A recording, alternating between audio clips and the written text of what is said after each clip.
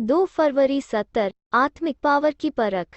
आज बाप दादा हरेक का प्रोजेक्टर शो देख रहे हैं।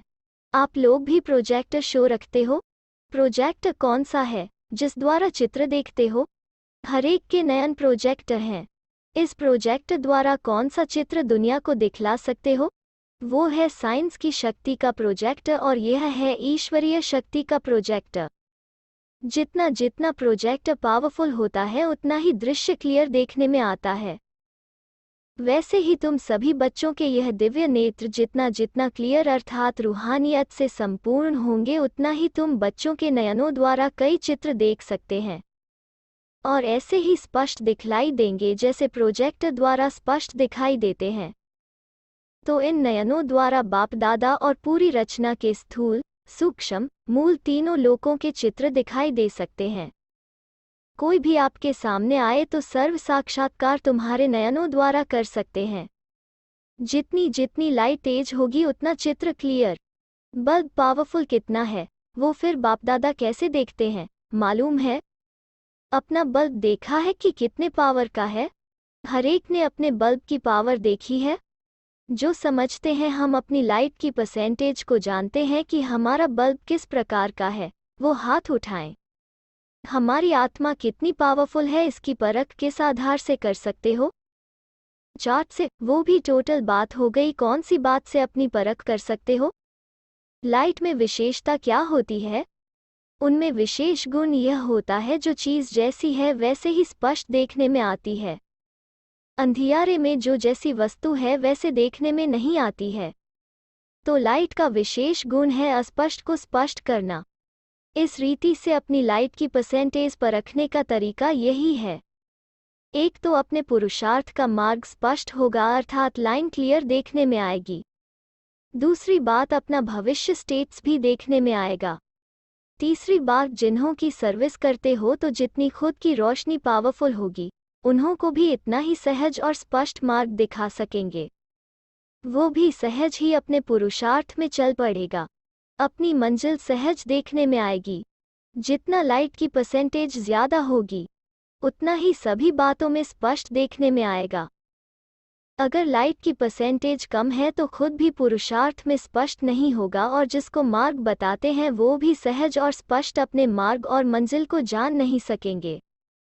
जिसकी लाइट पावरफुल होगी वो न खुद उलझते न दूसरे को उलझाते हैं।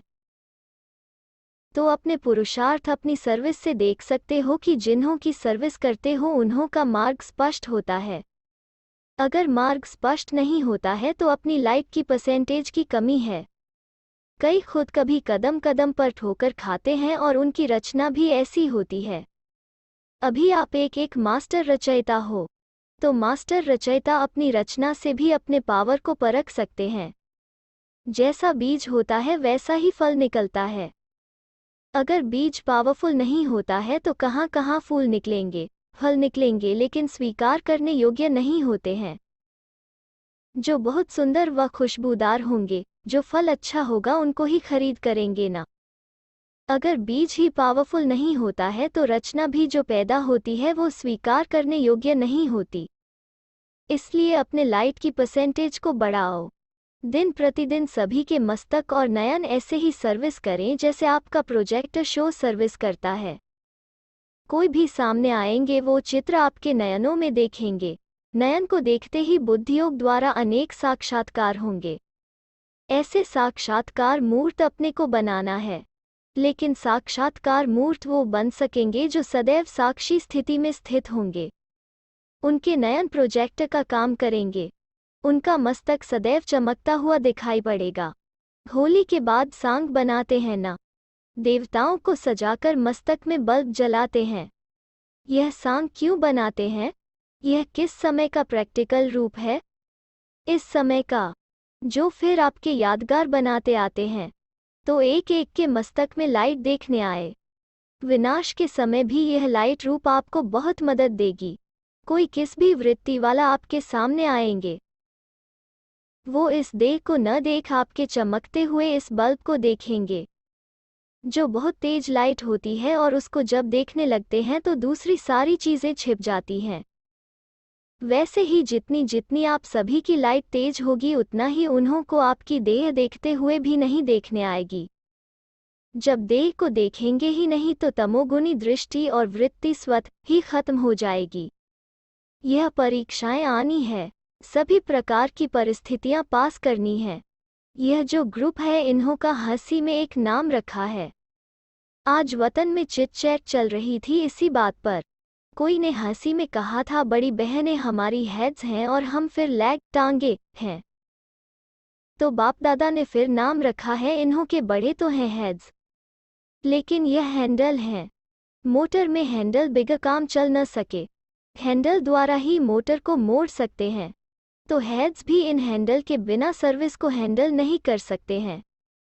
यह जो ग्रुप है यह है हैंडल्स, इनके बिना हेड्स कुछ भी कर नहीं सकते।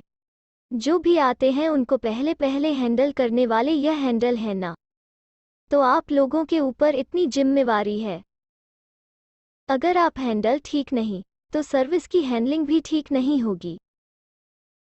लेकिन यह सिर्फ देखना हैंडल तो है, लेकिन हेड्स को कभी हैंडल नहीं करना।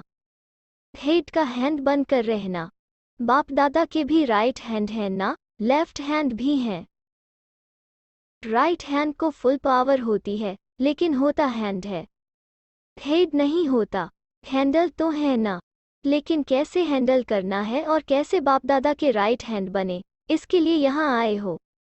यह ग्रुप ऐसा है जो एक एक कमाल कर सकते हैं, सर्विस को सफलता के रूप में ला सकते हैं। सर्विस में सफलता लाने के लिए दो बातें ध्यान में रखनी हैं। सर्व बातों में सहयोगी तो हो, लेकिन सर्विस में सफलता लाने के निमित्त विशेष यह ग्रुप है। इसके लिए दो बातें विशेष ध्यान में रखना है। एक है निशाना पूरा और दूसरा नशा भी पूरा होना। नशा और निशाना, यह दो बातें इस ग्रुप में विशेष आनी चाहिए।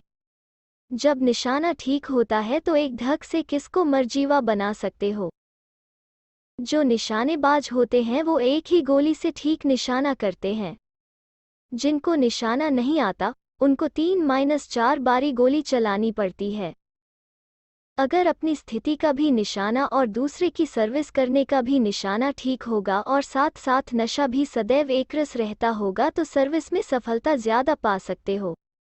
कभी नशा उतर जाता, कभी निशाना छूट जाता, यह दोनों बातें ठीक होनी चाहिए। जिसमें जितना खुद नशा होगा उतना ही निशाना ठीक कर सकेंगे।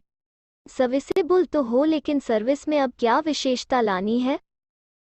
सर्विसेबल उनको कहा जाता है जिनका एक सेकंड और एक संकल्प भी बिना सर्विस के ना जाए, हर सेकंड सर्विस के प्रति हो, चाहे अपनी सर्विस चाहे दूसरों की सर्विस। लेकिन जब हो ही सर्विसेबल तो समय और संकल्प सर्विस के बिगड़ नहीं जाना चाहिए। फरमानबरदार का अर्थ ही है फरमान पर चलना। मुख्य फरमान है निरंतर याद में रहो। अगर इस फरमान पर नहीं चलते तो क्या कहेंगे। जितना जितना इस फरमान को प्रैक्टिकल में लाएंगे उतना ही प्रत्यक्ष फल मिलेगा। पुरुषार्थ में चलते हुए कौन सा विघ्न देखने में आता है जो संपूर्ण होने में रुकावट डालता है। विशेष विघ्न व्यर्थ संकल्पों के रूप में देखा गया है। तो इससे बचने के लिए क्या करना है। एक तो कभी अंदर की व बाहर की रेस्ट न लो। अगर रेस्ट में नहीं होंगे तो वेस्ट नहीं जाएगा। और दूसरी बात, अपने को सदैव गेस्ट समझो। अगर गेस्ट समझेंगे और रेस्ट नहीं करेंगे तो वेस्ट नहीं जाएगा। चाहे संकल्प चाहे समय, यह है सहज तरीका। अच्छा, अब फिर समाप्ति के दिन सभी के मस्तक के बल्ब कितने पावर के हैं वो देखेंगे।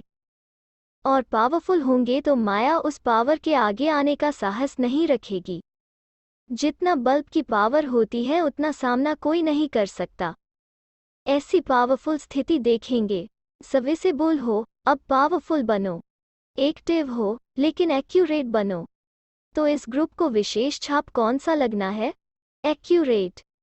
कोई भी बात में सदैव एक्यूरेट, चाहे मनसा चाहे वाचा चाहे कर्मणा, तीनों में एक्यूरेट। अच्छा,